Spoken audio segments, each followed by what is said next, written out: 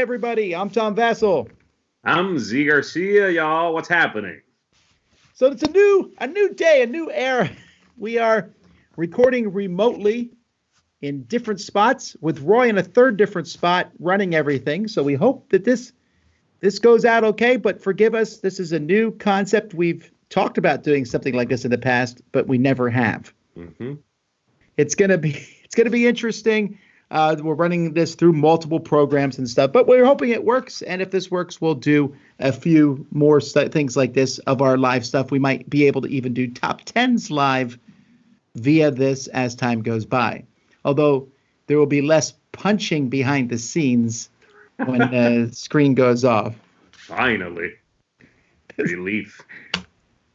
All right. Well, we're just welcome to Board Game Breakfast. It's a week for sure. If you have not been tuning in every night at 9 o'clock Eastern Standard Time, we do a Dice Tower chat. It's one of the folks from the Dice Tower, different people doing it each night. And you can come in and sometimes we do it by ourselves. Sometimes we bring in special guests. And we have a long list of possible guests. And from what I can tell, a lot of episodes coming to do it. So that's going to be every night. Other than that, let's just get started with the news. Right.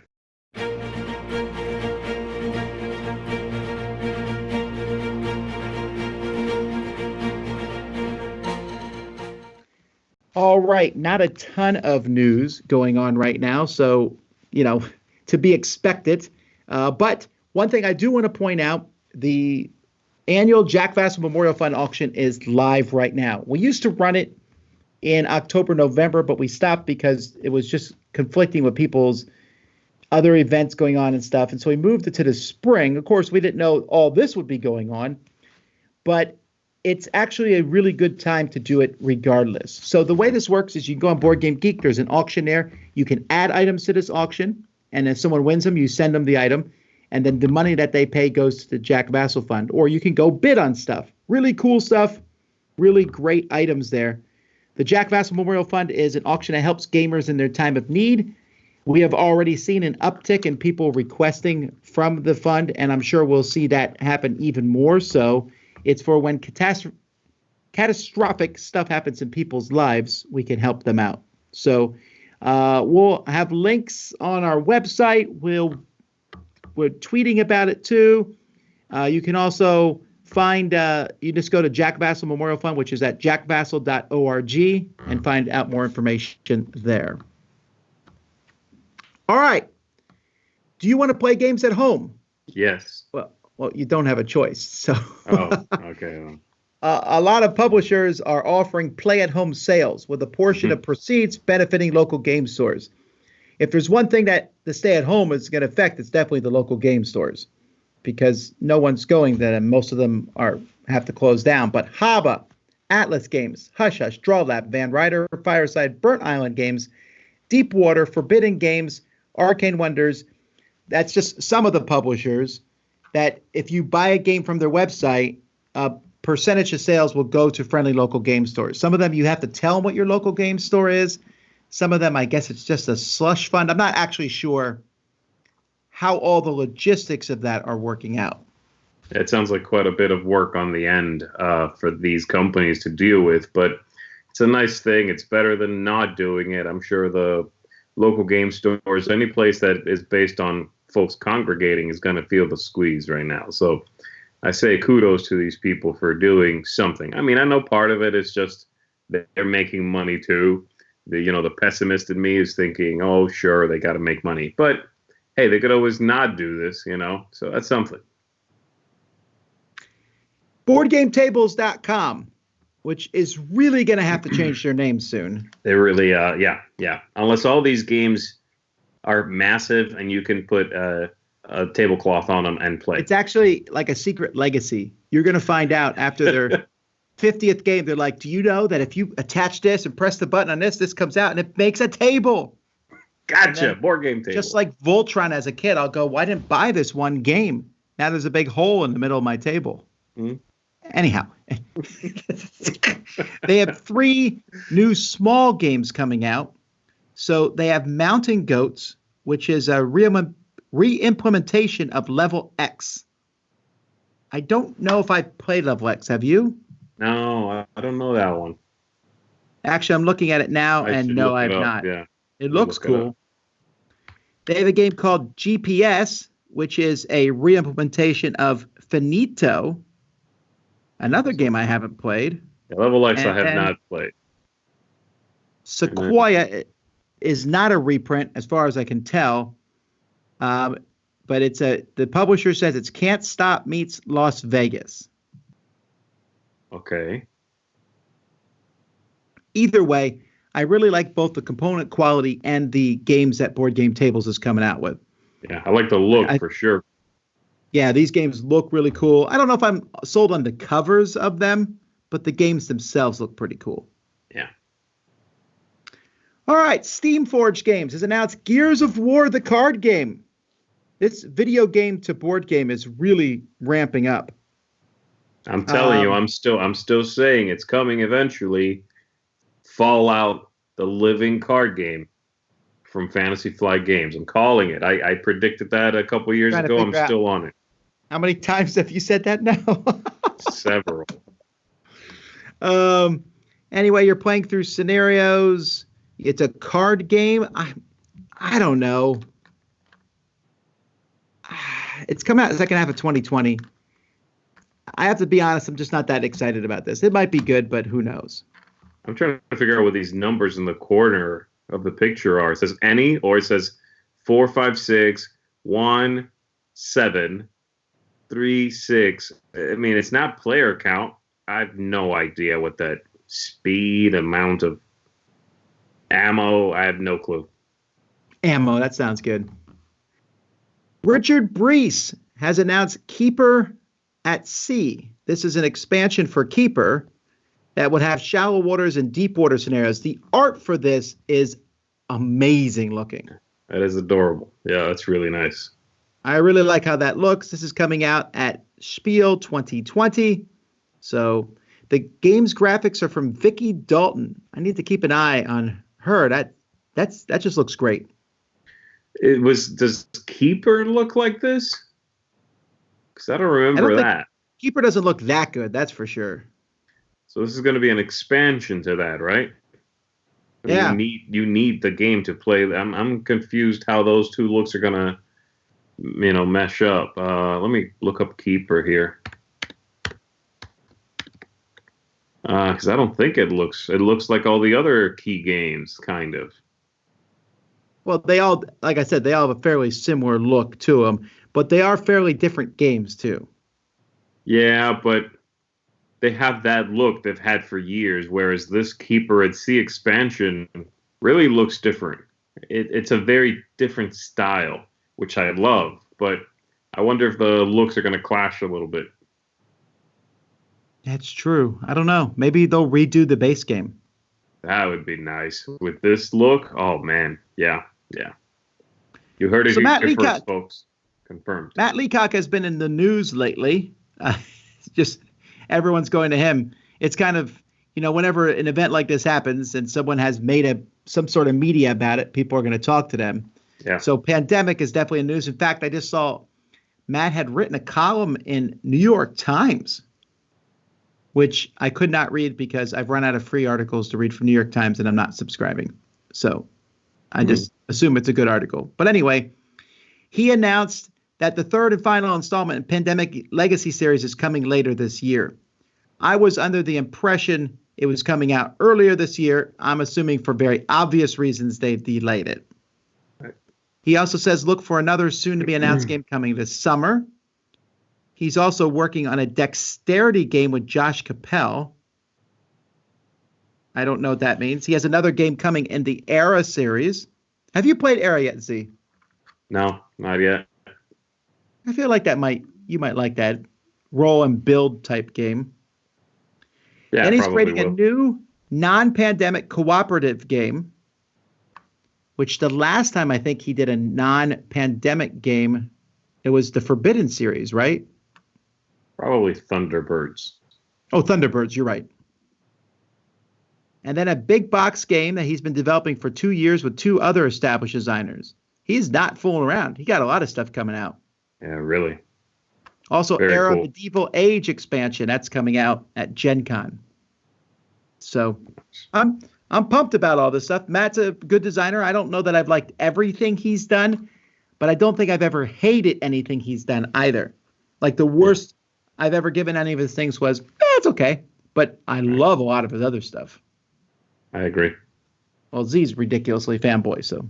No, not really. I mean, not any more than you. Like, I feel that it's okay about a lot of his stuff too. You know what I mean? It's not that he gets like a free pass on the stuff I don't like. That's what I'm saying. I am a fan. A lot of companies are creating free content for stay-at-home gaming. Portal Games has made some stuff that you can play at home. Stonemaier made a roll and write based on their games, which is a weird concept to me. Portal made a standalone case for Detective, so if you want to play that, you can, even if you don't own the base game. Yeah, they're doing something every day, actually. I was just looking at it earlier this morning, where you can just go to their website, and each day they give you something new. By now, they've got several things up there. Some modules for the roll and write that they came out with, like each day it seems they're putting out something new. Pretty nice.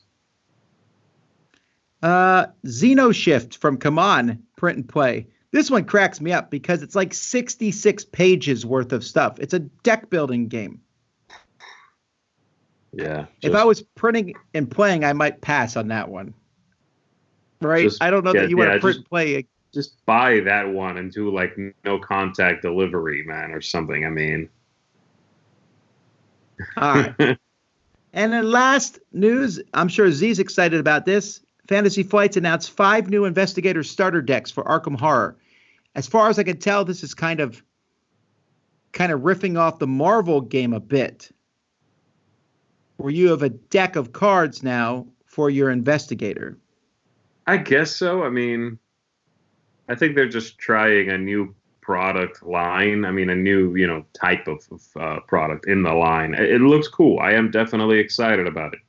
This is actually, I'm more excited by this than I am by those return to boxes, which kind of take you back to a campaign you've been through, now with a few changes along the way, mainly because those are kind of fiddly to set up. You have to read the original rules and then have this other piece of paper that says, oh, wait, instead of step 5, do 5A, do this instead. So they're a little fiddly, but this looks neat, and I'm liking the look of these.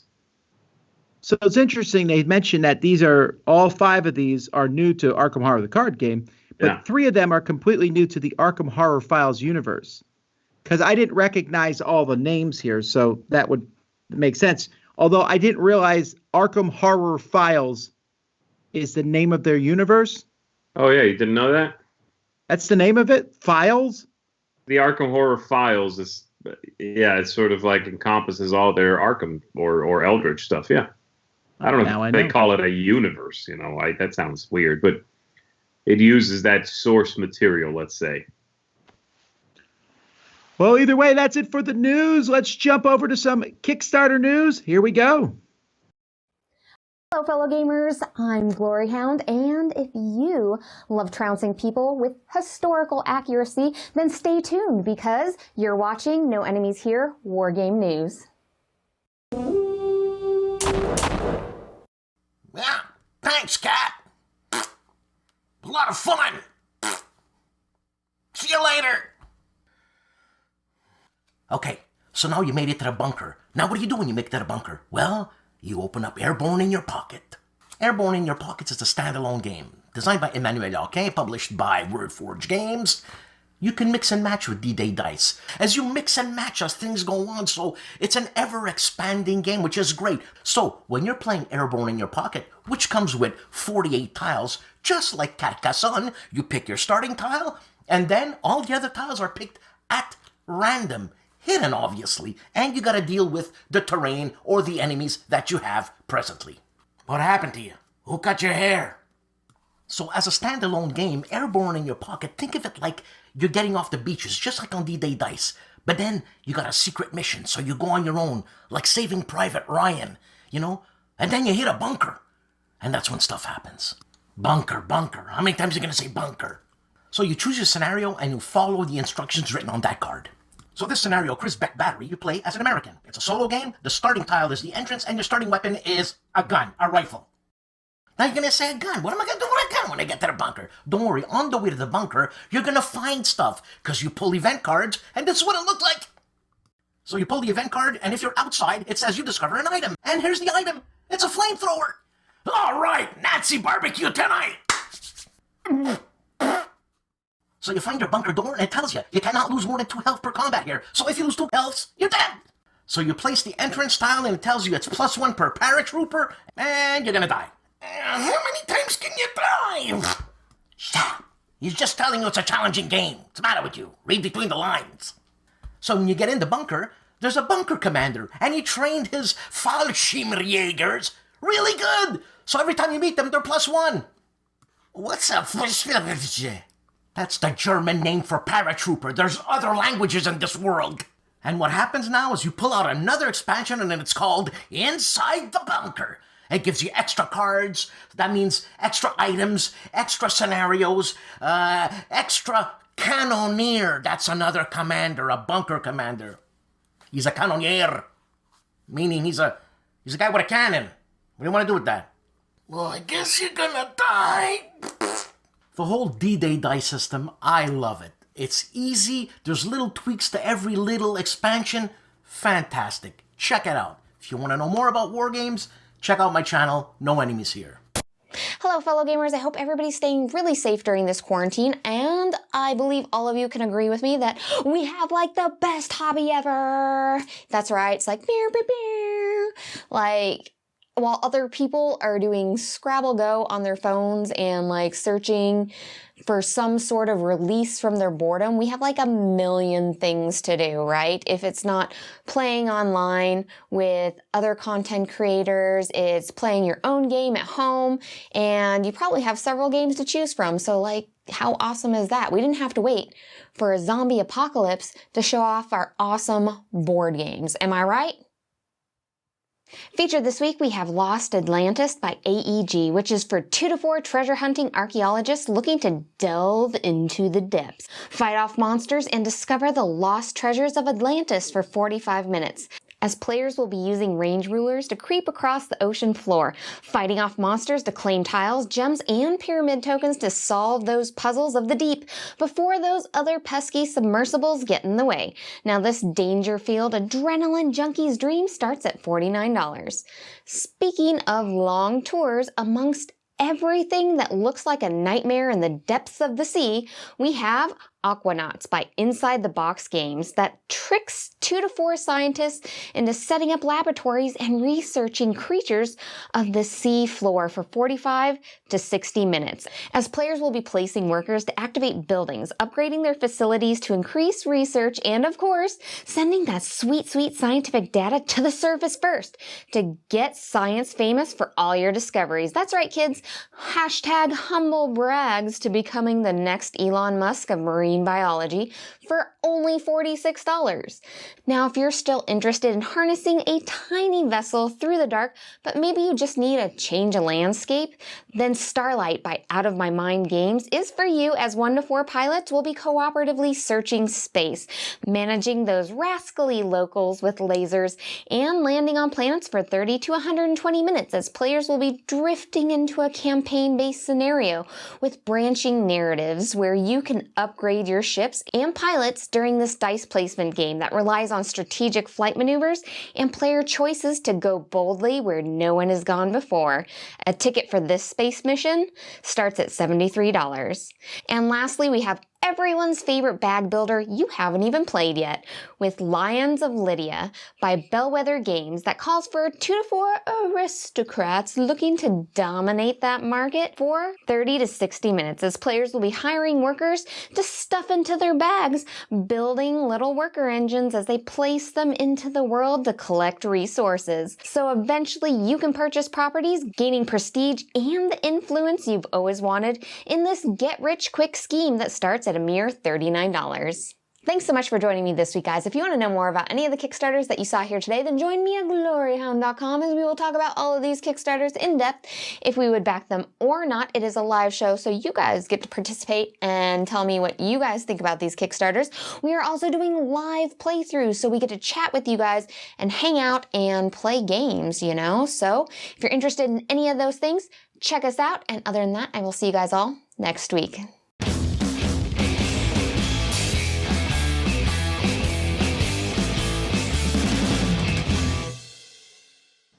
Hey, it's time for Showdown. Today's Showdown is Z versus Z. Yeah, I can win it. I can finally win it. No, so the way this is going to work is Z is versus you guys, the ones who are watching live right now. So this is how it's going to work.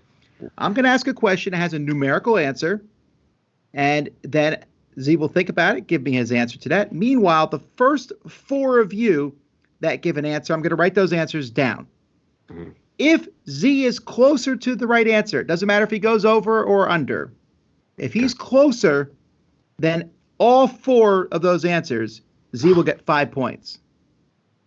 If you are closer than all but one of the answers, you get 3 points.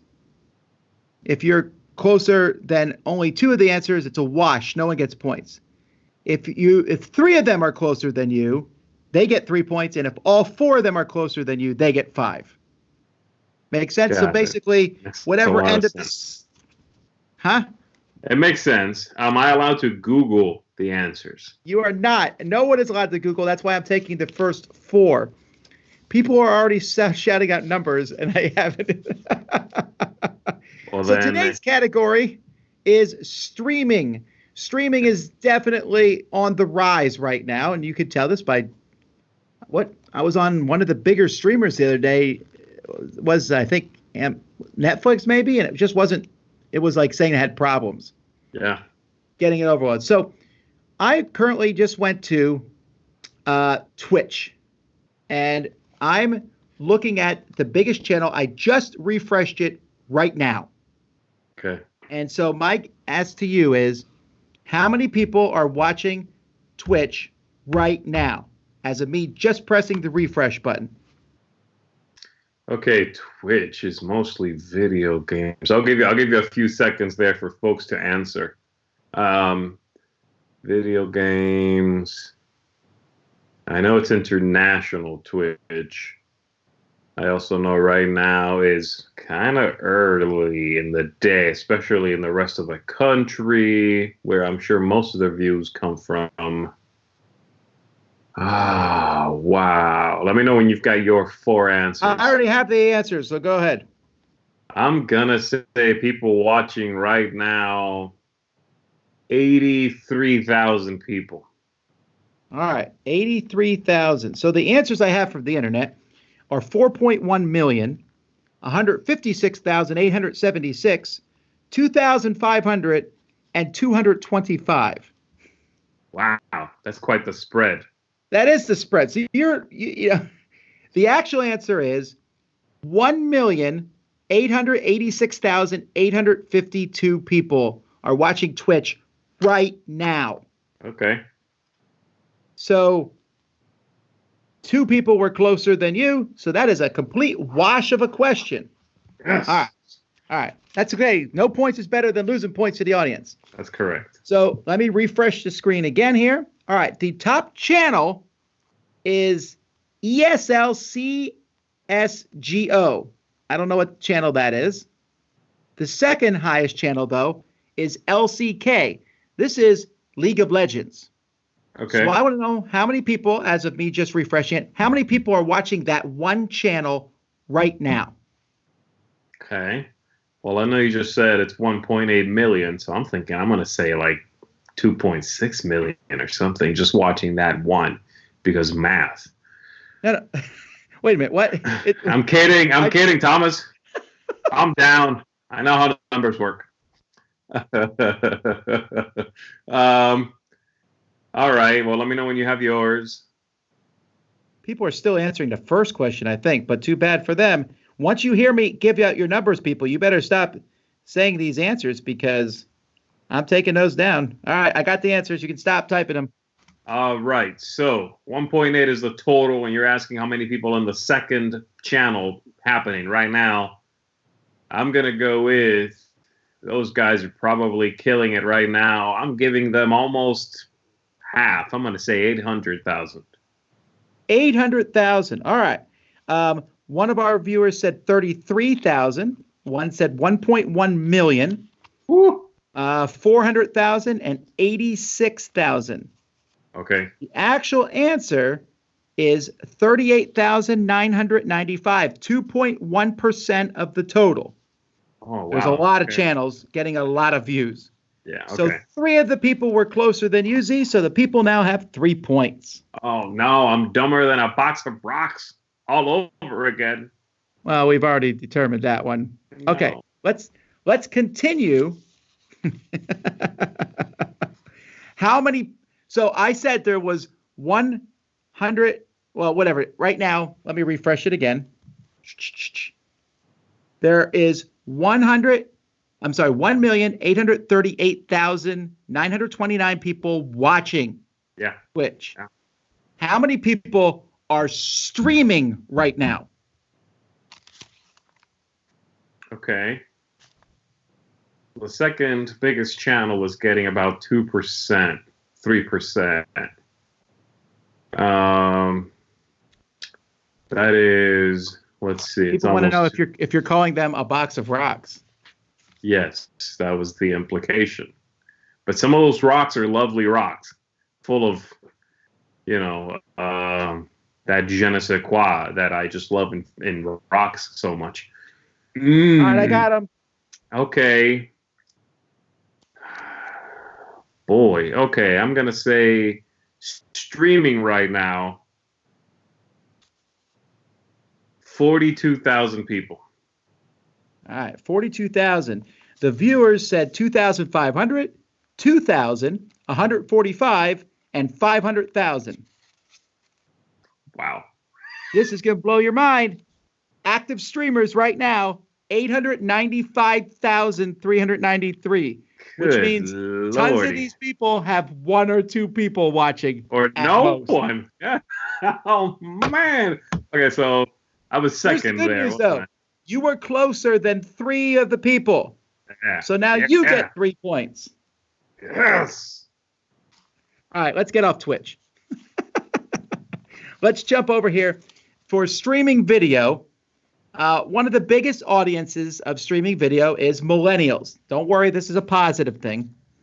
What percentage of millennials prefer to watch live video on their smartphone? What percentage of millennials are more likely to watch live video on their smartphone? Okay. I'm not sure if this is a positive thing, Tom. Somebody could spin this and be like, oh, those millennials and their smartphones. Get off my lawn. Fine. What I meant is I don't mean anything negative by it. Give me back my tie, millennials. Stop touching my hat, I'm only taking realistic answers, so the person who just said 120%, I will not accept. See what I mean? All right. They prefer watching on their smartphones. It's got to be a pretty good number. I'm thinking that a lot of them do. All right, I got them. What are you going to say? I'm going to go with a little over 2/3. I'm going to go with 74%. All right. Well, the viewers, one said 19%, 61%, and then 75% and 89%. The actual answer, 56%. Okay. Hang on, let me quick do some math here. One person was closer than you, but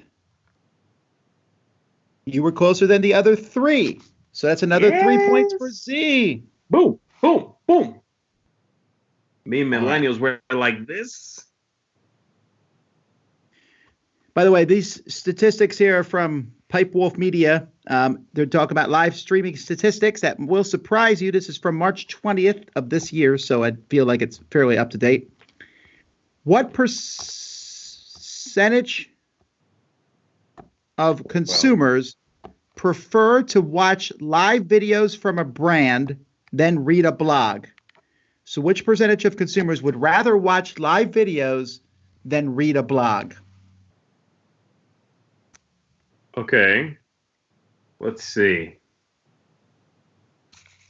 Well, using myself as an example, I know I prefer everything else being the same. Like if I can make noise and it's okay, I usually prefer to watch, say, like an IGN game review than read the article. I like the reviews. I get to see it also. But man, a lot of this footage is really annoying these days with the quick cuts and the just sort of like, it's a little, too intense sometimes. I just want to read it. Oh, wow. And they're asking not specifically millennials or anything, just people in general, just everybody? Yeah, it doesn't say anyone in particular.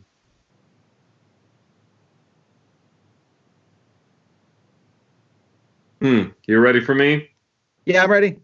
All right, I'm going to split it right down the middle, man. I'm going to say 50%. 50%. So the audience, we got 31%, 82%, 64%, and 67%.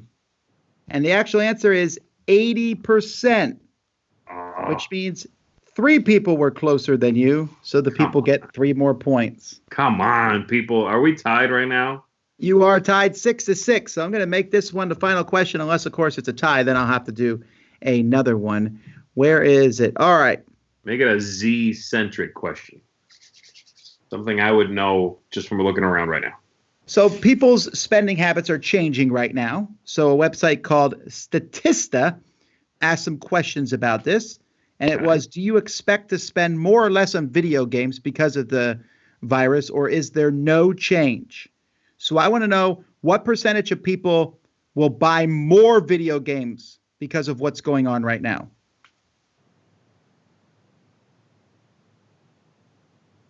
That is an interesting question because they're staying home and they made it to that website. Did they vote on a website? Is that what you said? Or do you not know that? Well, they have to have done the poll here, obviously. Okay, so they made it to a website and they answered the poll, which means... I don't know the data on how many... I guess I could look at here. 2,200 respondents. It was an 18 years and older, and it was an online survey. All right, it's an online thing. And it was done March 20th to 22nd of 2020. All right. So I'm going to say it's probably a decent amount of people who said they're going to buy more video games just because they're stuck at home. I also know that they just had a couple of big video games come out. I'm going to say more is going to be 22%. 22%. All right. And our viewers said 70%, 54%, 50%, and 40%. Now, the number of people who said no change was 61%. There we go. The number of people who said less was 8%. 14% said they don't know. And 16% said more, which means you beat all 4 viewers, giving Z 5 points and the victory. Yes. In your face, millennials. No, wait, I'm sorry. That's not what I meant. I bet that this poll would change a lot in a month. Yeah. All righty. Yeah. Well, congratulations to Z. Sorry, people. But I actually kind of liked how that game worked.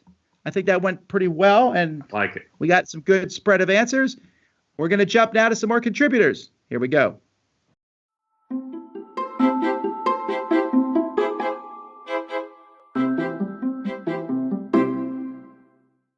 In a game, deduction is when players are collecting information in order to remove the possibilities of something in order to solve a problem. Probably the most popular version of this would be Clue. You're trying to figure out who the killer is, the weapon, and where they did it. And you are collecting information and removing items. You know it's not the candlestick, you know it's not the rope, and therefore it could be the pipe or the wrench. that kind of thing. Modernly, there's a lot of games that do deduction. This is Cryptid. This is a game where players are learning about the board and trying to find a place where this creature could be, and all the players have different information, and as you are asking questions of each other, you're putting things on the board in order to hone in on what that one specific place could be. In a social deduction game, players have, secret information that they're trying to keep hidden from the other players, and the other players are trying to figure that out. So you might have a secret role, you might have secret information that you're trying to keep from other people. This would be a game kind of like Werewolf, Mafia, The Resistance, games where, there is bluffing, you are trying to protect that information kind of at all costs. There might be some voting to remove players, because you're just trying to get whatever information you can from the other players around the table. A social deduction game has a lot of focus on the actual people at the table, not as much as information on a board, information on cards. You're trying to get that information from the players because the player themselves plays a big role in what's going on in the game. That's it. What's up, everyone? My name is Melissa McCack, and this is Smashing Buttons and Slamming Cards. This is a segment where I talk about a video game I love and I connect it to a board game I love. And this week, I want to do something a little different. Just recently, I was doing the daily chat with Tom, where we were taking questions and comments from people, which was really cool. And I just went back through some of the comments and questions that maybe we missed throughout the daily chat just because I wanted to check it out. And one of the things that I saw that we missed was someone asking, and I don't know if it was specifically directed towards me, but they were asking if we were going to do a segment on digital board games, what digital board games to play at this time. And I thought I would list out some right here for you right now. And some of the ones that I've come across, I really like Through the Ages on the phone. I know I spoke about that in the past on this segment. I haven't specifically played Scythe, the board game, digitally, but my brother's been playing it and I've watched him play it through, and the graphics are really cool. I really like it, and it seems to run really smoothly, and you could even get like the expansion, factions, and everything. So it seems like it's really fun and really cool. Another game that I would like to give a shout out to is Armello. I don't think Armello has an actual physical copy of a board game, but it plays like a board game and it is digital. I was able to get it for free as an app on the phone. I don't know if that's still a thing. It might have been on sale because I recently saw it on Steam for the computer. And that one you had to pay for. So I don't know. It might still be free for the phone, but you could go ahead and check that out. Anyway, that's it for this week. Thank you so much for watching. If you'd like, you could check out mine and my brother's podcast called Room 51. I'll catch you next time.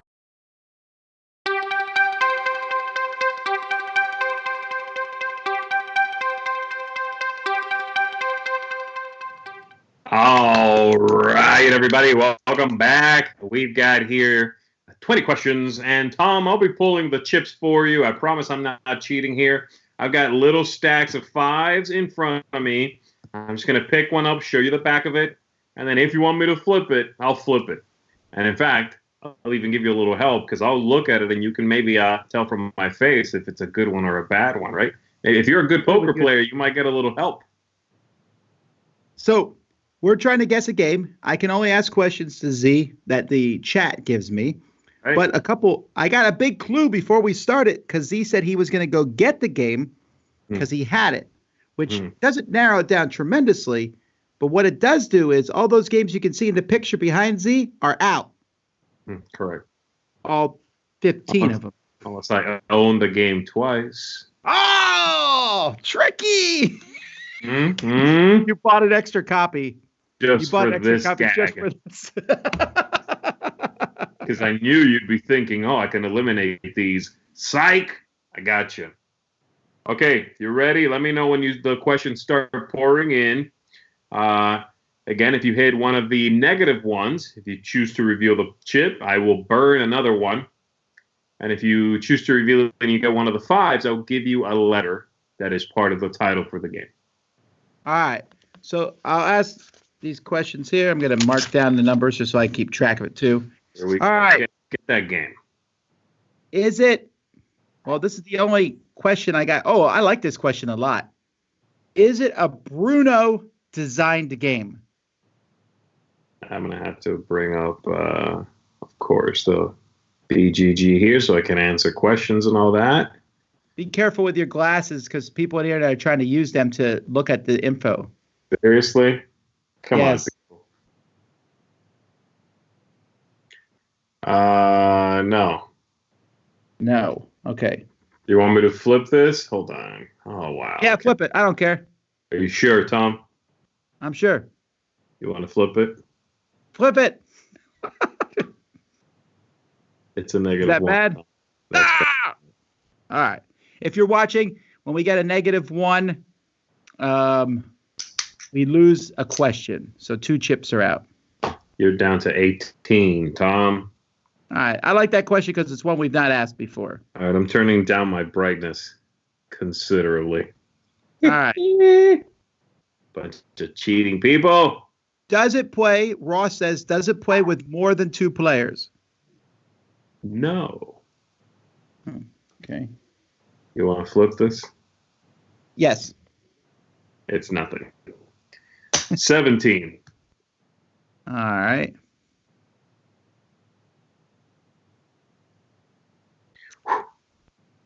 Let's see. Noah says, is it co-op? No. Would you like to flip this? No, I'm going to not flip that one for once.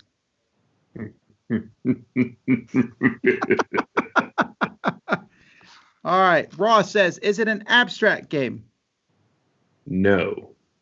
Ooh. Would you like to flip this? Yeah, we'll flip it. It's a nothing. Yeah. All right, you are down to 15 questions.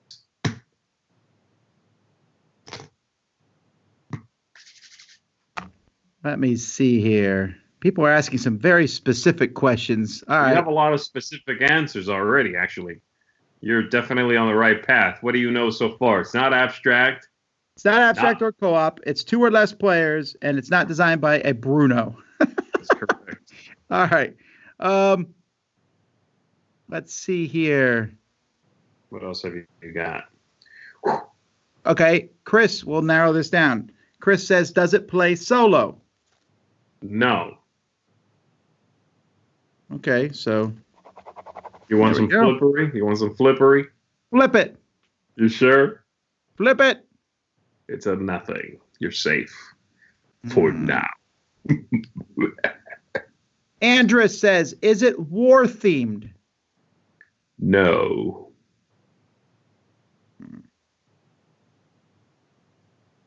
Beef. Beef wants to know. Wait, you gotta tell me if you want to flip this one, no? Oh, flip it. You sure? Yes. The -1 on this one, Tom. I'm sorry. You're not sorry. I would like to get Okay. a letter at some point. Beef says, does it have a board? No. Flip it. You might not want to flip this one. Don't care. Flip it. Tried to warn you. It's a -1. I'm going to get a letter at some point. Okay, let's see how many you're down here. 5 and another 5. You are halfway through the guessing chips here. Scott Yes. says, to your best recollection, have I played this game? Tom Vassell. I don't know. Let's find out if maybe you've rated it. We'd look up like this so nobody tries to be a... Yeah, you've rated it, so you've played it. All right. That doesn't actually narrow it down, folks, Not at really, all. yeah, at all. It doesn't actually even help me remember it necessarily. Tell you what you rated it if you want. But only if you don't flip this. All right, I'll flip it. You sure? If you don't flip this, I'll tell you what you rated it. Oh, okay, never mind. Oh, that's a hard question. I'll take the rating. You rated it a 5.5. Well, that means I don't necessarily care for it that much.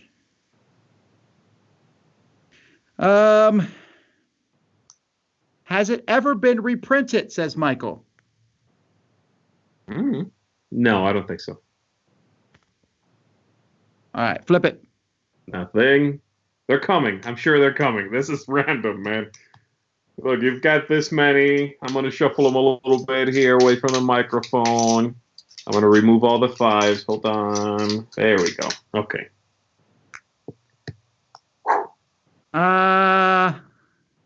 I don't know where they are. It's not in my hand. What do you got? I'm not going to ask folks if it was released within the last 2 years, because if it was released within the last 2 years, Z would probably know if I had rated it or not. Ooh, clever girl. Wow. Gina wants to know, does it have dice? Dice? Yes. Baby. It does not have dice, as far as I know. Flip the chip. Double check on the things, but no, there's no dice in this, right? Flip it. It's a nothing. No dice. They're coming. Blam! Here we go. It's a 5. Does it have tiles? Says Wolf Force. No. Flip it. Look at that. Give me a letter. I need something. All right, here we go. Rarest of letters.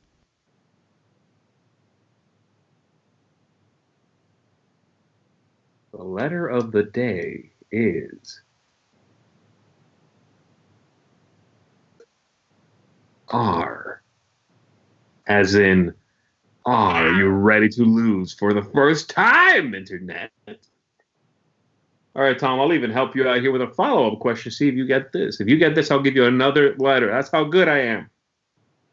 Here it is. Reiner Knizia won the Spiel des Jahres in 2008. What game was it for? Huh? How specific do you want me to be on this? I want you to say the game he won for. Yeah, I'm not 100% sure because, all right, I'm going to just talk out loud here. I know it's Lost Cities, the board game, but I don't know if it was called that or if it was called a different name. I can't remember what the other name was anyway, so I'm just going to say Lost Cities, the board game.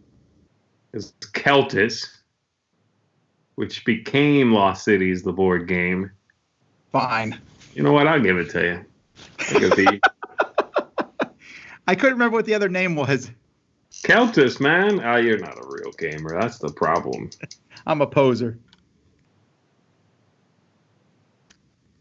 Ooh, your second letter is L for loser. Oh, alrighty. Alrighty. Really? Don't be using the internet, folks, to ask questions. That's cheating. Come on, people. Bam. Let's see here.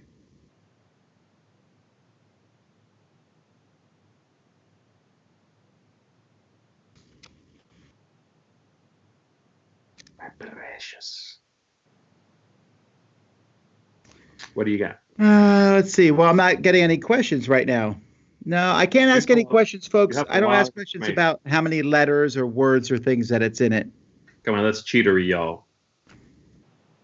You have a lot of info right now. What do you know? It's probably what kind of game? Huh? A card game, obviously, since there's no tiles and dice. For how many players? For 2. All right, that's doesn't good. Narrow anything down. All right. Talk about. Narrows a lot down. What game would I have rated at 5.5? I also know. All right.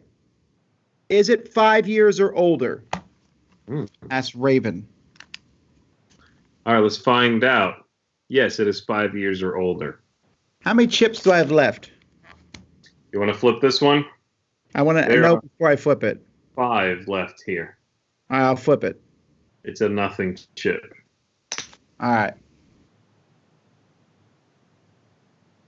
All right. Raven Mithel says, does it have a fantasy theme? No, it does not. All right. Flip it. I'm flipping until I get another letter. All right, I'm not flipping anymore. Give me the letter. Here is your letter. Margic the Gathering.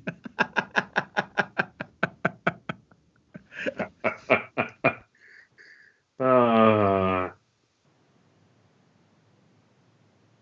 letter is R again. Another R, obviously. Thanks. That would be terrible if it wasn't the same thing. That's all you're getting. I'm not giving you any more letters. No, that's fair enough. You have 4 left. I do. Give me a good question, folks. You can get this. I believe in you. I'm not close, but I also feel like a lot of what people are guessing, I know what my ratings are on a lot of these games, and they wouldn't be a 5.5. Okay. But you also know it's an older game. 2-player game. At least 5 years old, right?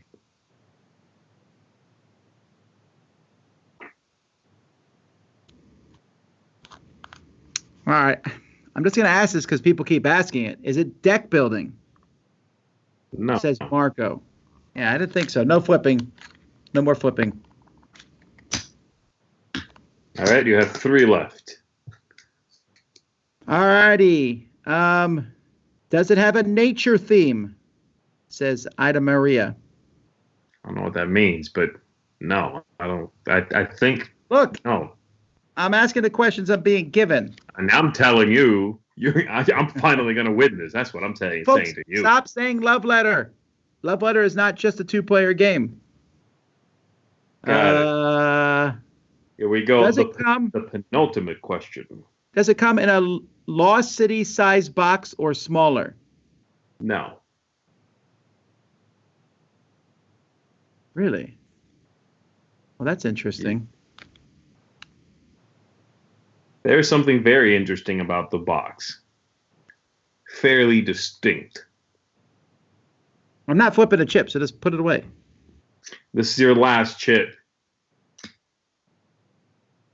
Folks, I'm not feeling confident here. Now. All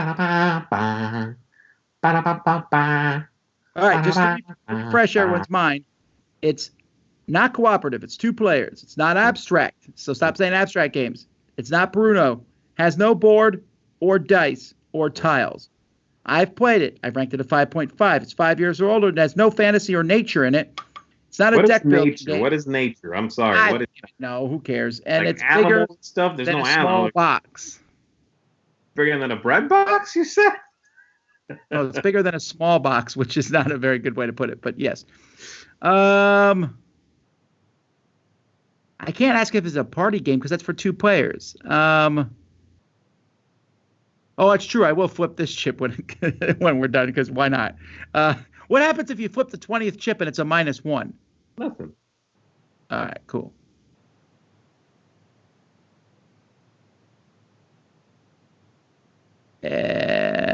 Fine. Marco says, is the box a triangle box? No. Nice try, but no, that's not what I meant. However, it is a letter. Give me the letter. All right, fine. I'll give you one more. But I don't know what I'm going to do because the whole title only has 3 letters. So you already have RRL. Oh, I'm kidding. Obviously. Here we go. One more letter. There is the game R and RR and RRR. It's true. Dang it. V. Huh? V as in Victor is your letter.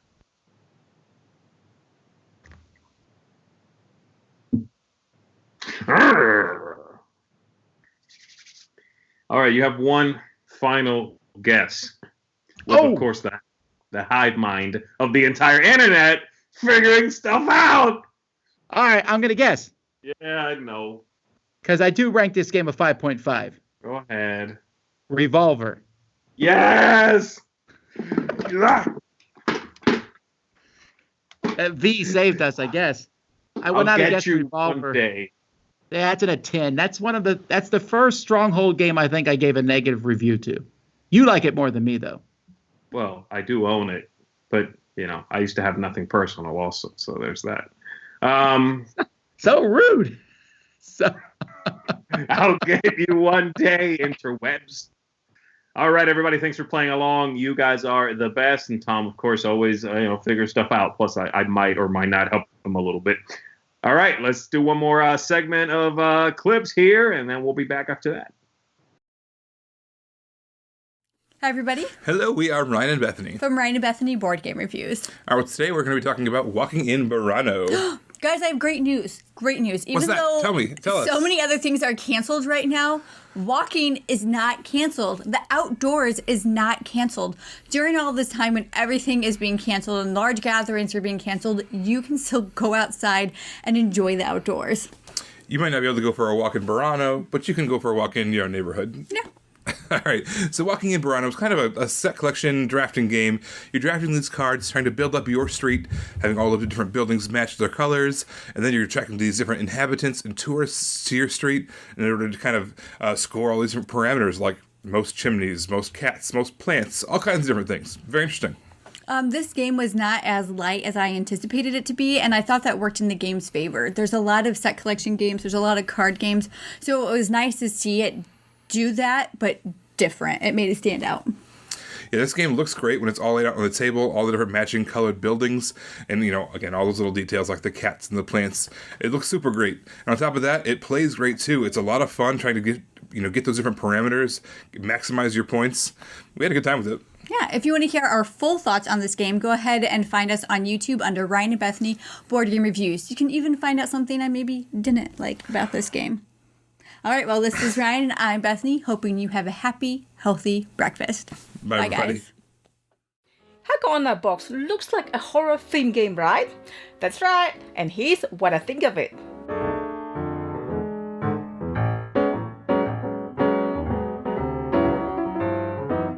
Hi, it's Stella. We recently played Aquanauts, a one versus many game. Taryn was the Aquanauts, who is the evil little girl trying to make everyone stay forever in the haunted house, while me and two other friends are the visitors trying to escape. The story is so thematic, we feel like we are all in the horror movie. Very intense. Well, I guess for the visitors, not knowing what has happened, and we need to move around, finding items, using our powers, trying to avoid Aquanauts. There are parts of the game each round where us visitors have to close our eyes while Aquanauts player swap tiles. Things that we are trying to find or moving themselves, trying to be found by the visitors. Us visitors are trying to find some items that can either get us to escape or destroy Aquanauts or give them their favorite toy. There is even the dexterity challenge if you want, that is. Visitors need to balance discs and blips to do their turn. Otherwise, Aquanauts will have their turn first.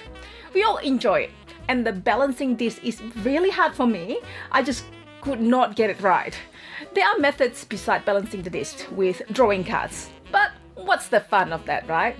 I believe the game was originally released in Japan and recently has the English version.